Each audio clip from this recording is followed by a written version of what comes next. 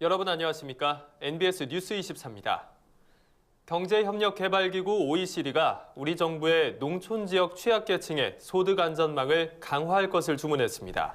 낮은 농가소득 문제를 개선하려면 고령농이나 영세농에 대한 사회복지 정책을 늘리고 농해소득을 벌 수 있는 기회도 확대해야 한다는 겁니다.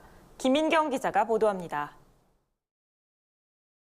경제협력개발기구 OECD가 우리 정부의 고령농과 영세농 같은 농촌지역 취약계층의 소득 안전망을 강화해야 한다고 조언했습니다. 농림축산식품부와 한국농촌경제연구원, OECD는 최근 서울 중구 롯데호텔에서 세미나를 열고 한국농업혁신, 생산성 및 지속가능성 검토라는 제목의 보고서를 발표했습니다. 혁신 보고서에는 OECD가 지난해 2월부터 농경연과 공동 연구를 통해 도출해낸 한국 농업 정책에 대한 권고가 담겼습니다. OECD는 먼저 농가 소득이 구조적으로 낮은 게 문제라면서 사회복지 정책을 강화하고 농해소득 창출 기회를 확대해야 한다고 제안했습니다. OECD는 보고서에서 국민 기초생활보장제도는 현재 극소수의 농가만 혜택을 받고 있다면서 선정 기준이 되는 소득에서 농업 생산용 자산은 제외하는 등 수급 자격 기준을 조정해야 한다고 밝혔습니다.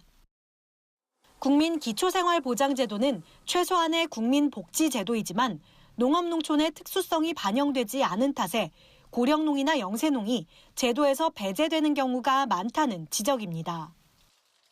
아울러 OECD는 한국의 대다수 농가가 농업소득이 아닌 농업 외소득에 의존하고 있는 만큼 농촌에서 농해소득을 얻을 수 있는 광범위한 지역개발 정책이 필요하다고 진단했습니다. 농식품부와 농경연은 OECD의 분석과 권고를 받아들여 앞으로의 농업정책 방향 설정에 참고하겠다는 입장입니다. 이번 보고서는 한국의 전문가들과 그다음에 한국 정부 담당자, 그다음에 OECD 전문가가 함께 공동 연구를 수행함으로써 농정이 앞으로 나아가야 될 방향을 함께 고민했다는 데 큰 의미가 있다고 할 수 있습니다. 연구의 총괄 책임자인 프랭크 반 통겔은 OECD 무역농업정책과장은 세미나에서 한국 경제 전반을 아우르는 농촌개발 정책과 사회복지 정책 등 보다 포괄적인 접근이 필요하다고 강조했습니다. NBS 뉴스 김인경입니다. 네, OECD가 우리 정부의 소득 안전망 강화를 요구했다는 리포트 보셨습니다. 그렇다면 보다 자세한 내용 스튜디오에 나와 있는 김인경 기자와 이야기 나눠보겠습니다. 김인경 기자, OECD가 우리 농정당국에 주문한 내용 구체적으로 짚어주시죠. 네, 크게 세 가지로 나눠서 살펴볼 수 있습니다. 바로 환경보호, 후계 인력 양성, 그리고 연구개발 확대입니다. OECD는 먼저 우리 정부에 친환경 농업 확대와 생태계 보전을 위한 다양한 정책 수단을 확보하라고 조언했습니다. 신고 키무라 OECD 농정 분석관은 한국은 OECD 국가들 가운데 질소 수지, 그러니까 질소 유입량에서 유출량을 뺀 수치가 가장 높은 나라 중에 하나라면서 그 이후로 농가들이 생산량 증대를 위해서 농약과 비료를 과다하게 쓰는 것을 꼽았습니다. OECD는 각 지역의 생태 조건을 반영해서 농약 비료 사용 기준을 명확히 담은 농업 환경 정책을 수립해야 한다고 조언했습니다. 네, 농약과 비료를 많이 쓰는 게 이 질소 수지를 높이고 있는 거였군요. 그리고 후계 인력 양성도 주문했다고 들었습니다. 네, 그렇습니다. 실제로 우리나라 쌀 농가의 약 60%가 65세 이상의 고령입니다. 이렇다 보니 쌀 직불제가 고령농의 소득 안전망 역할을 하고 있는데요. 오히려 이 직불제가 농가들이 영농 활동을 계속하게 하는 경제적 유인책으로 작용하고 있다는 게 OECD의 지적입니다. 쌀 직불제가 고령농을 계속해서 농사짓게 만든다. 우리는 생각하지 못했던 지적일 수도 있겠다라는 생각이 드는데요. 그렇다면 OECD가 내놓은 대안은 있습니까? 네, OECD는 고령농이 자발적으로 은퇴할 수 있도록 정책을 만들고 은퇴 농가들을 위한 사회 안전망을 확충해야 한다고 강조했습니다. 직불금이 아닌 국민연금과 또 기초노령연금이 고령농의 소득 안전망 역할을 해야 한다는 겁니다. 네, 그렇군요. 그렇다면 연구개발 확대에 대해서는 어떤 내용이 구체적으로 나왔나요? 네, 정부 중심의 연구개발에서 벗어나서 민간의 연구개발을 촉진해야 한다고 주문했습니다. 공공 R&D 투자는 환경 보전처럼 공익적 가치가 높은 분야에 집중하고 민간에서는 농가나 식품 산업의 실질적 요구를 반영해야 한다는 겁니다.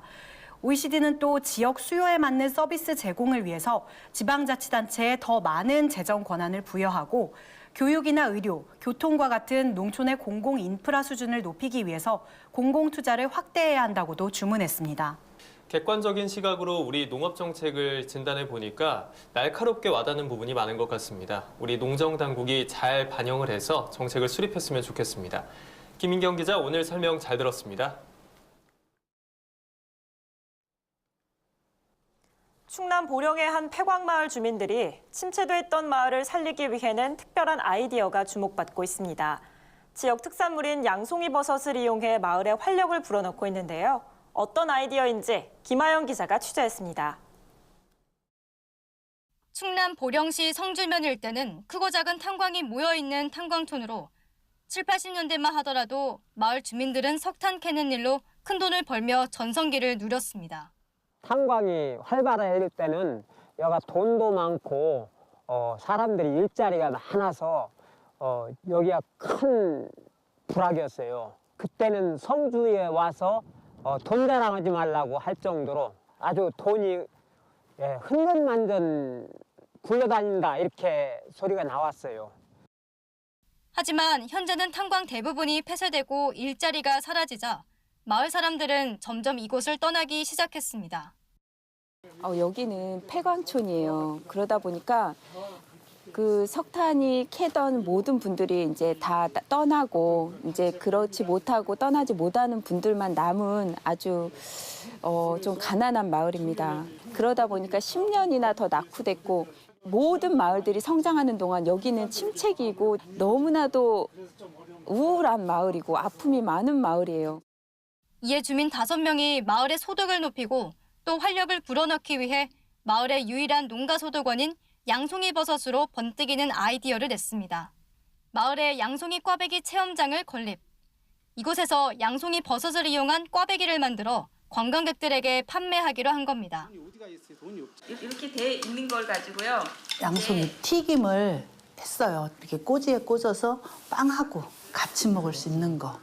그거를 만들기 위해서 지금 요리를 해봤어요. 이 마을은 오래된 폐광 지역으로 양질의 일자리가 부족했고 유일한 수입원이던 양송이 버섯도 가격 등락으로 인해 소득이 불안정한 상황이었습니다. 이에 마을 관광자원인 석탄박물관 부근에 양송이 꽈배기 체험장을 건립해 양질의 일자리를 만들고 인근 지역의 홍보를 강화하여 마을 방문객 수를 늘리겠다는 계획입니다. 양송이를 재배하는 47개의 농가가 있습니다. 그 농가들도 살리는 데 도움이 되고 우리가 여기가 석탄 박물관이 있으니까 그걸 가지고 활용해서 우리가 농가들에게 생기도 주고 노인분들이 많이 계세요. 근데 그 노인분들에게 저희가 이 벌은 수익으로 복지를 돌려드리는 걸 우리가 목표로 해보자라는 게 저희의 이제 아이디어 사업이었거든요. 앞으로 희망이 있는 것 같아요. 너무너무 좋아요. 양송이 꽈배기를 만들어서 우리 마을에 앞으로 좋은 부가 왔으면 좋겠습니다. 이 아이디어는 최근 농림축산식품부의 농촌 공동체 회사 창업 아이디어 공모전에서 우수상을 수상했습니다. 이번에 수상한 창업 아이디어는 총 7건. 최우수상은 전북 부안에서 쌀농사를 짓는 청년 농업인이 수상했는데 이들은 직접 생산한 쌀을 소포장해서 정기 배송, 정기 반품하자는 아이디어를 냈습니다. 이번 농촌 공동체에서 창업 아이디어 공모전은 지역사회에 기여하는지, 수익 창출 가능성이 있는지, 지역 자원을 활용하는지를 중점적으로 봤습니다. 또 그 과정에서 지역의 주민들, 구성원들이 협력을 하는지, 지역 자원을 활용하는지를 살펴보고 우수한 곳에 높은 점수를 주었습니다. 농식품부는 농협중앙회와 협력해 수상자들이 농촌 공동체 회사를 창업하고 아이디어를 실현할 수 있도록 지원을 아끼지 않을 계획입니다. MBS 뉴스 김하영입니다. NH동협은행과 편의점이 결합된 특화점포 하나로 미니인 브랜치가 개점했습니다. 앞으로 은행 업무를 보면서 간편하게 장도 볼 수 있게 됐는데요. 농협은행을 찾는 소비자들의 편의성이 더욱 높아질 것으로 예상됩니다. 최서영 기자가 보도합니다. NH농협은행이 경기 고양시에 농협은행과 편의점을 결합한 하나로 미니인 브랜치를 처음으로 문을 열었습니다. 하나로 미니인 브랜치는 은행의 365 코너 공간과 편의점을 연결해 은행 업무를 보면서 우리 농산물과 가공식품도 구입할 수 있도록 편의를 제공한 특화 점포입니다. 은행 영업점과 편의점이 결합한 사례는 국내 은행 가운데서도 처음이기 때문에 의미가 남다릅니다. 기존 농협은행 주협지점 1층에 들어선 하나로 미니 편의점은 국산 농축산물을 판매하면서 일반 편의점과 차별화를 꾀했습니다. 소포장쌀, 껍질째 먹는 사과, 구이용 채소 모음, 한입과일 등 간편하게 이용할 수 있는 우리 농산물이 판매되고 있는 데다 등심, 삼겹살 등으로 표시된 버튼을 누르면 소포장된 상품이 나오는 스마트 축산 자판기가 설치돼 신선한 축산물을 간편하게 구매할 수 있습니다.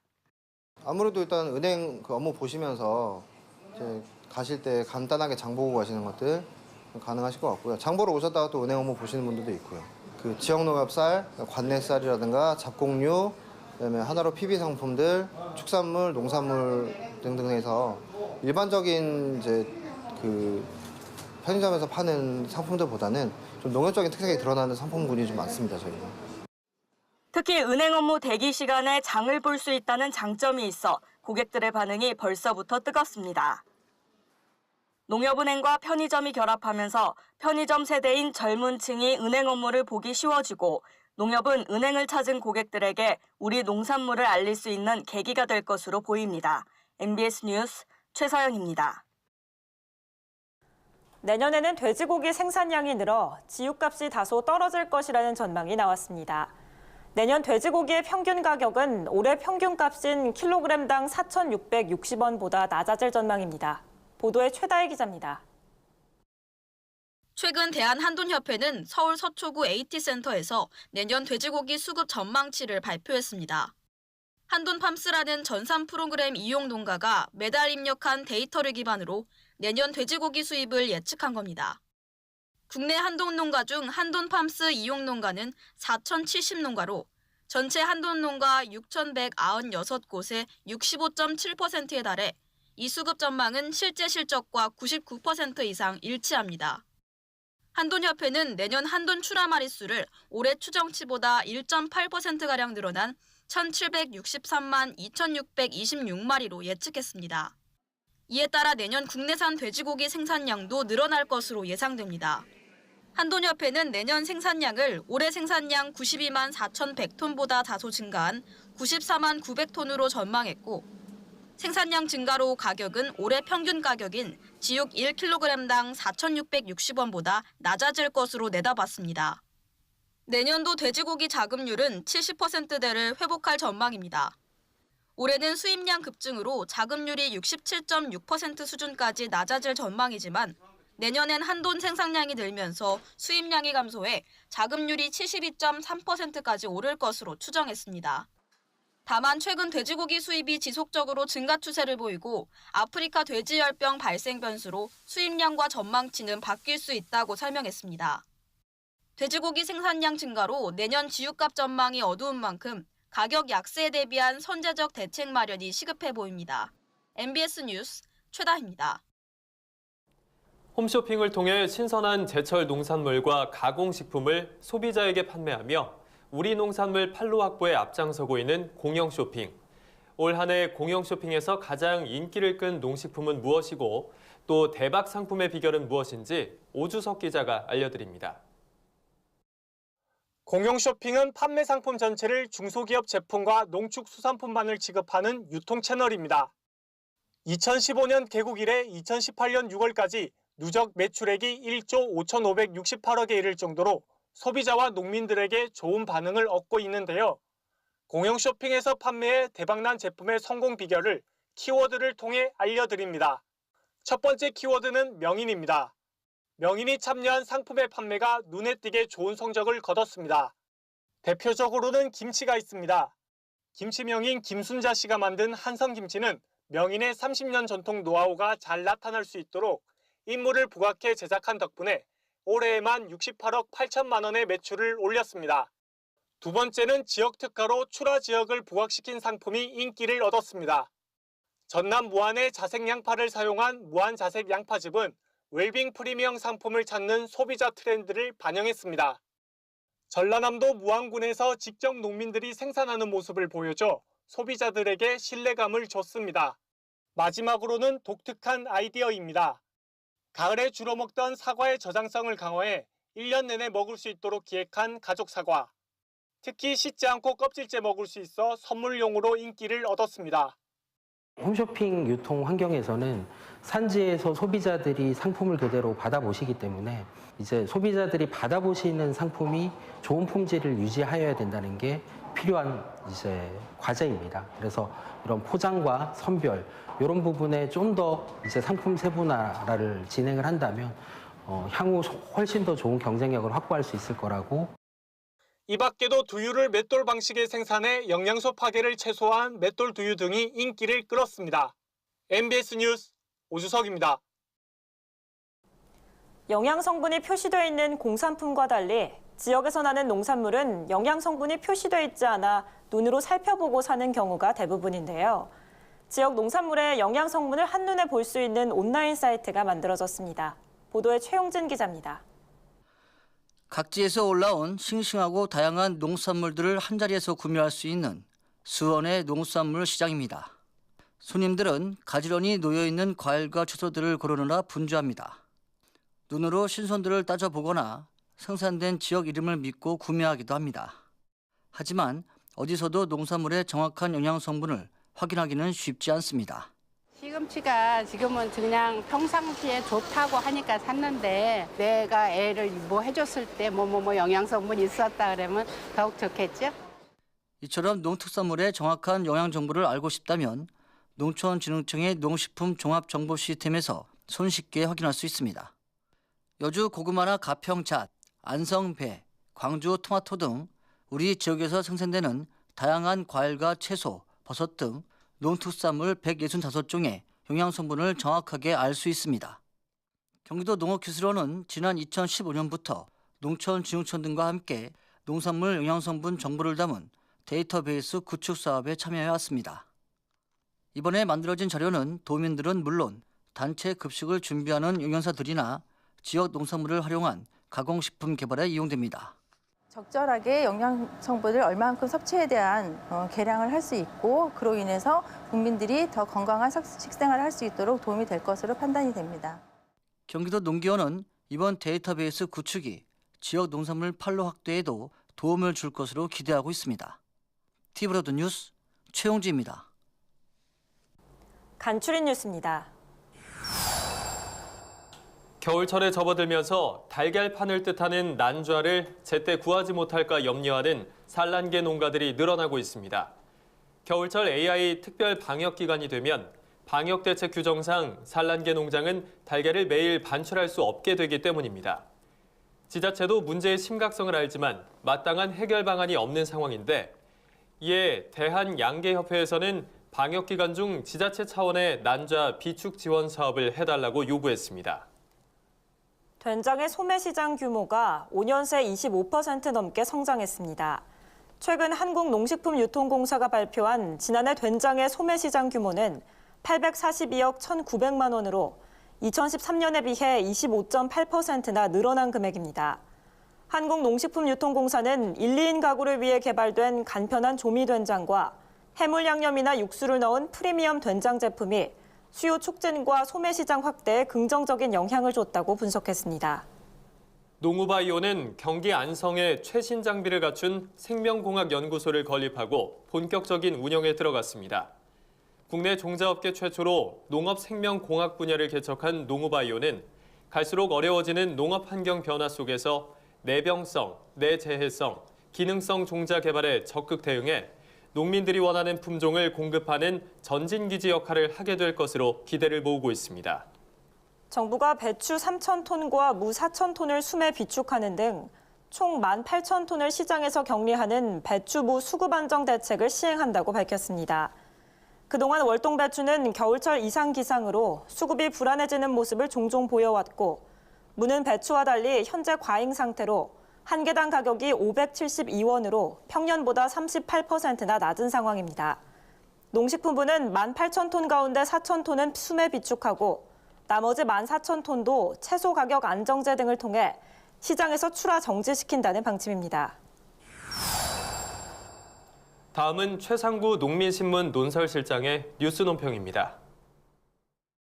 홍남기 경제부총리 겸 기획재정부 장관 후보자는 4일 국회에서 열린 인사청문회에서 최저임금 결정 구조를 바꾸겠다고 밝혔습니다. 홍 부총리 후보자는 이날 최저임금이 지불 능력이나 시장 수용성, 경제 파급 영향을 감안해 결정되어야 한다며 이같이 말했습니다. 경제부총리 후보자의 이 같은 발언은 정부가 최저임금 인상 속도 조절을 고려하고 있으며 구체적인 방안도 검토 중임을 시사한 것으로 해석됩니다. 이에 따라 2019년 초부터 최저임금 결정 방식 변경과 관련한 논의가 본격화할 것으로 보입니다. 2년 연속 10% 이상 인상률을 기록한 최저임금은 농촌 현장에서도 가장 큰 관심사 중 하나입니다. 농가 인구가 줄고 고령화가 빠르게 진행되면서 농촌에서도 외국인 근로자를 포함한 임금 근로자 고용이 급속하게 늘고 있으나 농가 경영 여건은 갈수록 나빠지기 때문입니다. 실제 고용 허가제로 들어오는 농업 분야 외국인 근로자 쿼터는 2010년 3,100명에서 올해 6,600명으로 8년 사이 2배 이상 늘었습니다. 여기에다 농업 분야에 종사하는 내국인 근로자는 2016년 기준으로 14만여 명에 달합니다. 농업 분야도 최저임금에 직접 영향을 받는 구조가 된 셈입니다. 올해 최저임금 결정 과정에서 농업계는 농업 분야의 사정을 감안해 지역별, 산업별로 최저임금을 차등 적용해 줄 것을 줄기차게 요구했습니다. 또한 현재는 관련 지침에 따라 월급에서 공제하는 방식으로만 부담을 덜 수 있는 현물 지급 숙식비를 최저임금 산입 범위에 포함해 달라고도 했습니다. 농민단체들은 최저임금위원회에 사용자위원으로 농업계 대표를 위촉하라고 촉구하기도 했습니다.